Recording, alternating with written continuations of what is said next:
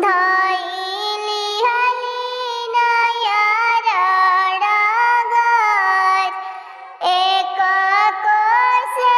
गइली गौरा दूसर कोसे गइली हो तीसरे में नैहर सब लोग तीसरे नैहरवा के डगर आमा से भेटली गौरा दीदिया से भेटली हो भाभी